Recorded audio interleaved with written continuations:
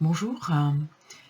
Aujourd'hui, ce ne seront pas des petites astuces pour booster votre immunité que je vous donnerai dans cette vidéo, mais quelques conseils de bon sens pour éviter, que le remède soit pire que le mal. Je m'explique. On entend depuis, un certain nombre de jours, voire de semaines, qu'il faut, se laver énormément les mains toute la journée. Bon, les pharmacies sont en rupture de stock de gel hydroalcoolique. Alors, cela conduit à penser que bon nombre de nos concitoyens remplacent le lavage des mains par le gel hydroalcoolique trop fréquemment. Qu'est-ce que c'est que le gel hydroalcoolique? C'est quelque chose qui désinfecte. En fait, c'est un désinfectant. Ça tue, et ça tue tout ce qui vit. Or, il se trouve que notre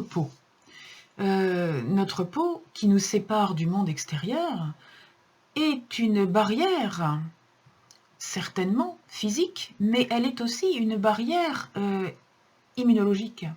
C'est-à-dire elle est prévue pour avoir toute une organisation défensive. Notamment, font partie de cette organisation défensive un certain nombre de bactéries qui vivent sur nous en permanence. Aucun d'entre nous n'est tout seul dans son corps. Nous avons de nombreux micro-organismes qui vivent avec nous. Et ces bactéries, mais bien sûr, ce sont des êtres vivants qui sont sensibles à ces gels hydroalcooliques et que ces gels hydroalcooliques vont tuer. Donc lorsqu'on utilise trop de choses désinfectantes, mais ça n'est pas vrai simplement pour les mains, c'est vrai aussi par exemple pour une chose que les gens utilisent couramment, qui sont des solutions de rinçage pour la bouche, pour éviter la plaque dentaire et les choses comme ça. Si on utilise ça tous les jours, on déséquilibre complètement la vie bactérienne de la bouche, et c'est très mauvais, c'est plus mauvais, en tout cas aussi mauvais que si on n'avait rien fait. Alors pour la peau, revenons-en à elle, eh bien, vous pouvez vous laver les mains avec de l'eau et du savon. Un bon savon de Marseille, vous vous lavez les mains très correctement. De deux choses l'une, ou vous êtes en milieu contaminé, vous êtes en milieu hospitalier, et vous savez bien mieux que moi qu'effectivement, vous devez utiliser le gel hydroalcoolique et le masque, et on parlera du masque tout à l'heure. Mais si vous êtes à la maison parce que vous êtes confiné depuis plusieurs jours avec votre famille, et que vous n'avez reçu aucune visite extérieure, vous n'avez plus de risque de recevoir le virus venant de l'extérieur. Et tout ce que vous aviez ramené de l'extérieur, c'est-à-dire vos vêtements, vos chaussures, votre peau, enfin, tout ce que vous avez ramené de l'extérieur la dernière fois que vous êtes entré chez vous, finalement, est décontaminé puisque le virus ne peut pas survivre plus de quelques heures ou, au pire, 2 ou 3 jours sur certaines surfaces, sur les plastiques notamment. Donc vous n'avez pas de nouvelle infestation par le virus. Alors inutile de vous passer du gel hydroalcoolique toute la journée sur les mains. Parce que si vous le faites, qu'est-ce qui va vous arriver? Vous allez attaquer évidemment toute cette barrière bactérienne, mais vous allez aussi finir par attaquer la peau, que vous allez dégraisser complètement, qui va finir, même si vous n'êtes pas très sensible, pas allergique à quoi que ce soit, vous allez finir par avoir des rougeurs, la peau complètement déshydratée, des crevasses qui vont s'installer, à force. Donc ça n'est pas une bonne chose de faire ça, de surnettoyer. Nettoyez-vous, lavez-vous les mains, bien sûr, à l'eau et au savon, et surtout, séchez-vous les mains correctement avec une serviette bien sèche et propre.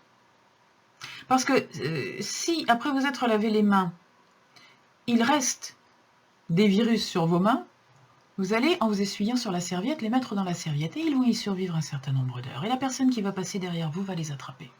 Donc la serviette, oui, il faut la laver très correctement. Et elle, vous pouvez la désinfecter, il n'y a pas de souci, elle ne fera pas de crevasse. Mais pour vos mains, pour votre peau, faites attention. Et lorsque vous vous lavez les mains, eh bien prenez l'habitude de vous laver les mains, pas simplement comme ceci, mais vraiment en faisant tous les doigts, y compris les pouces, chaque doigt un par un et en totalité avec l'autre main jusqu'au bout. Après, les interstices entre les doigts. Évidemment, les paumes, c'est très facile, le dos des mains et aussi le poignet. Et si vous faites un lavage, un savonnage correct, puis un rinçage correct de cette manière-là, il n'y aura pas de risque. Vous n'êtes pas en milieu infecté.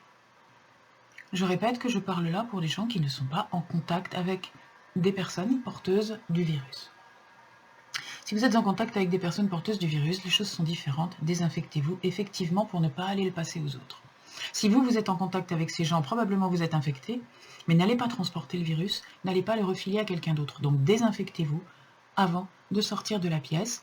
Désinfectez-vous en vous lavant les mains ou encore beaucoup mieux en portant des gants que vous allez retirer en sortant de la pièce, en portant une blouse que vous allez retirer en sortant de la pièce. Parce que si vous sortez de la pièce avec des gants sales, un masque sale, une blouse sale, vous risquez de transporter le virus sur tout ça. Donc tout ce que vous faites comme désinfection n'aura servi à rien.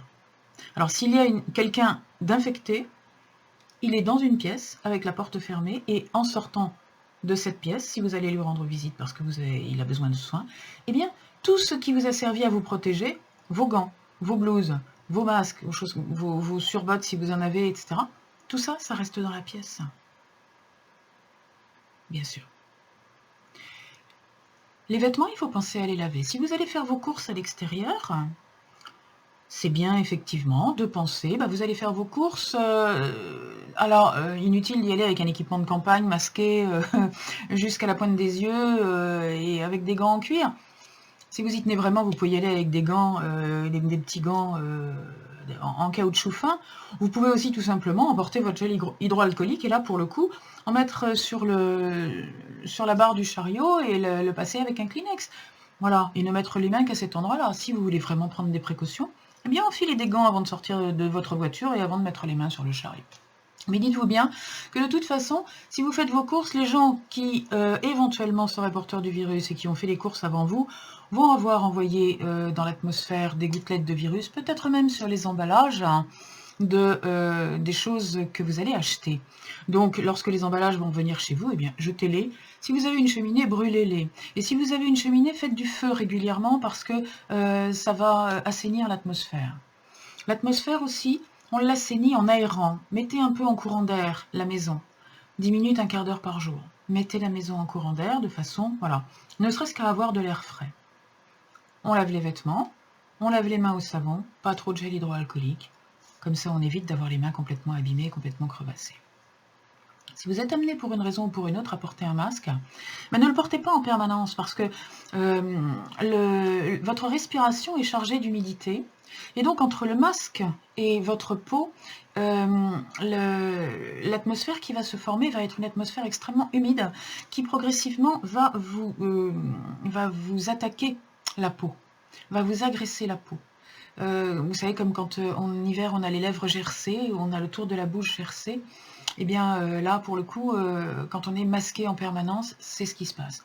Donc si vous êtes porteur de masque, en présence d'une personne contaminée, eh bien retirez le masque de temps à autre en lieu sûr et prenez soin de votre peau. Prenez soin de votre peau en évitant qu'elle reste trop humide. Alors vous la tamponnez, vous ne frottez pas surtout, vous la tamponnez avec un linge doux et sec. Éventuellement vous la talquez.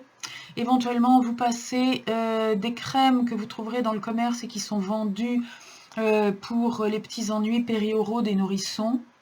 Cela pourra vraiment vous faire du bien. Pour vos mains également, vous pouvez régulièrement dans la journée passer des crèmes hydratantes, ça leur fera le plus grand bien, ou des huiles de bonne qualité pour restaurer le gras que vous aurez enlevé en les décapant trop souvent. Voilà. Ça, ce sont des petits conseils pour votre peau, pour que votre peau ne pâtisse pas trop des mesures que vous allez prendre pour ne pas être contaminé. C'est très important pour un certain nombre de raisons. La première, c'est une raison de confort, parce que quand on a les mains gercées ou qu'on a la bouche gercée, c'est très désagréable. Mais en plus de ça, une peau en bonne santé est une barrière contre les microbes et les bactéries, alors qu'une peau fissurée, blessée, rouge, agressée, n'est plus une barrière contre les microbes et les bactéries. Pour terminer, rappelez-vous que plus on désinfecte, plus on élimine de notre environnement tout type de microbes et de bactéries et de virus, plus on met notre système immunitaire au repos. Donc, la désinfection, en ce moment, elle est indispensable, mais n'en faites pas trop. Si vous êtes enfermé chez vous depuis une semaine, arrêtez de désinfecter. Lavez-vous tout simplement de manière normale, mais ne désinfectez pas tout avec des gels hydroalcooliques, ne désinfectez pas tout à l'eau de Javel, pour l'amour du ciel. Ne faites pas, le mieux est l'ennemi du bien. Ne faites pas trop. Voilà. Pour cette petite pause, et puis continuez à booster votre système immunitaire. Dans les vidéos à venir, vous aurez d'autres conseils, d'autres exercices empruntés à des choses que peut-être vous ne connaissez pas. J'espère que ce sera un peu ludique, un peu, ça vous changera un petit peu les idées en cette période de confinement. Bonne continuation, bonne santé.